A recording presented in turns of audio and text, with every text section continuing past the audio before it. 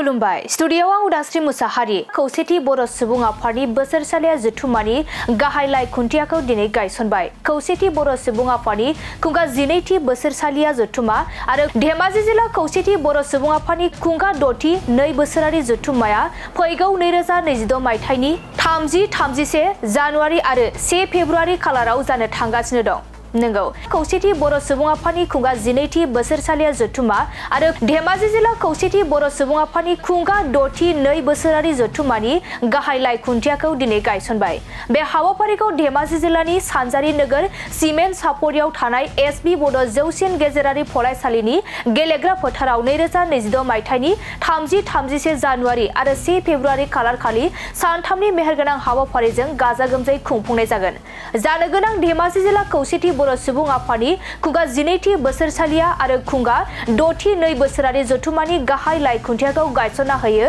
बर' कसारि अनसाय गावहायुं खुंथायनि मासिगिरि अनिल बसुमतारी बिथाङा आरो बर' हारिनि राव हारिमु दिन्थिफुंसालि बेखेवनानै होयो बर' कसारि अनसाय गावहायुं खुंथायनि लेङाइ गाहाय मावफुं सोद्रोमा रमिय' पि नार्जारि बिथाङा।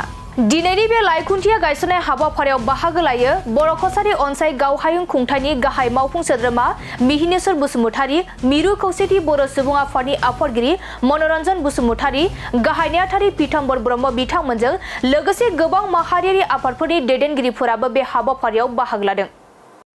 दिनै जिहेतु मोनसे गोथार सान होननानै जों बुंनांगोन। बिटिसिनि बायजोनि 10 लाखनिबो बांसिन बर' सुबुंनि राजखान्थि, रांखान्थि, सोलोंथाइ बा जोंनि सिनायथिखौ जोंनि समाजखौ दावगाहोनायनि थाखाय जि मोनसे गिदिर थांखि लानानै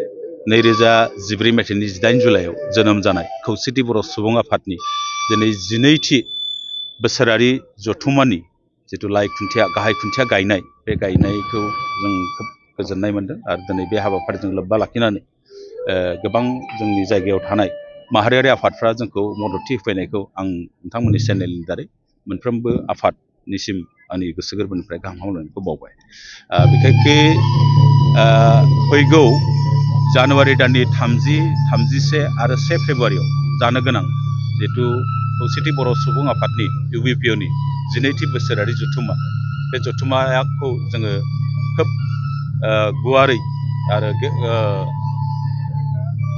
खुंनो सानदों आरो बेयाव जोंना गुबुन गुबुन रायजोनिफ्राय बेयाव मानसि फैगोन जोंनि आसामल' नङा। जेरै खौसेथि बर' सुबुं आफादा बिटिसिनि बायजोआव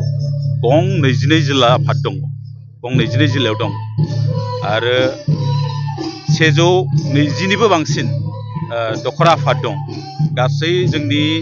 मावथिफ्रा 6,000नि एसे बांसिन जायो। जों आसा खालामदों जोंनि डेलिगेट्सआव 5,000नि बांसिन एबार सुबुं जागोन डेलिगेट्सआ आरो हारिमु गुबुन गुबुन माबाखौ लानानै 10,000निबो बांसिन मावथिफ्रा बेयाव थाबाय थागोन आरो जोंनि 1 थारिखआव अपेन सेसन जानो गोनां आरो गुबुन गुबुन हाबाफारियाव जों सानदों 50निफ्राय 1 लाखनि गेजेराव जों मानसि बेयाव गेदारिं जानायखौ जों आसा खालामदों आरो जागोन बादिखौ जों नुदों। जिहेतु जोंनि बे सानजारि नोगोर सिमेन्ट सापरियाव जिखुनु मेल मिटिं खुंबा मानसिफ्रा एसे गोबां जायो आरो जोंहा डेलिगेटआव गुबैयै रायज्लायनो गोनां बाथ्राया जोंबो जिहेतु मोनसे सागानगिरि आफाद जाबाय 3थि बर' गोजोन गोरोबथानि जि गोरोबथाया 2020 मायथाइनि 24 जानुवारियाव जिथु जादोंमोन दुलाराय बर' फरायसा आफाद एनडिएफबिनि मोनब्रै बाहागो आरो खौसेथि बर' सुबुं आफादनि गुबै दाबियानोमोन जे बिटिसिनि बायजोआव रायजो जानाय 10 लाखनिबो बांसिन बर' सुबुंफोरनो मोनसे गावखुंथाय होनाय। बे गावखुंथायखौ बे 3थि बर' गोजोन गोरोबथानि गेजेरजों जों जिहेतु मोननो हाबाय बेखौ आबुङै दाफुंनाय,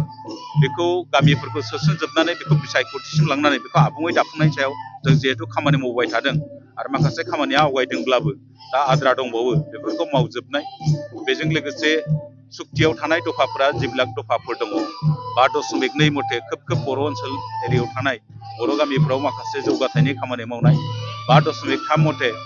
फरेस्ट राइटनि दारै 2006 जिथु फरेस्ट राइट एक्ट बे मथे हा हुनि मोनथाय होनाय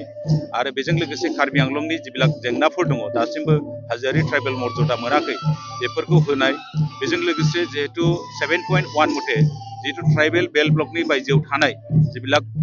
बर' सुबुंफोर दं बा ट्राइबेल सुबुंफोर दं बिसोरनि हा हुखौ रैखाथिनि थाखाय माइक्र' लेभेलाव ट्राइबेल बेल्ट आरो ब्लक बानायनाय बेफोर खामानिखौ मावफुंनायनि थाखाय हयथ' डेलिगेट्सआव जों मोजाङै सावरायनानै सोरखारखौ मा पलिसिजों बोरै नारसिननांगौ बिनि सायाव माखासे सावरायनाय जागोन आरो बे जोंनि सावरायनायाव जोंनि आसामनि बादैबो साखाथियाव थानाय रायजोआव जा कमिटि दङ अरुणाचलाव मोनसे कमिटि दङ स्टेट कमिटि मेघालयआव जोंनि कमिटि दङ आरो जों एबार जोंनि कमिटि गैयाब्लाबो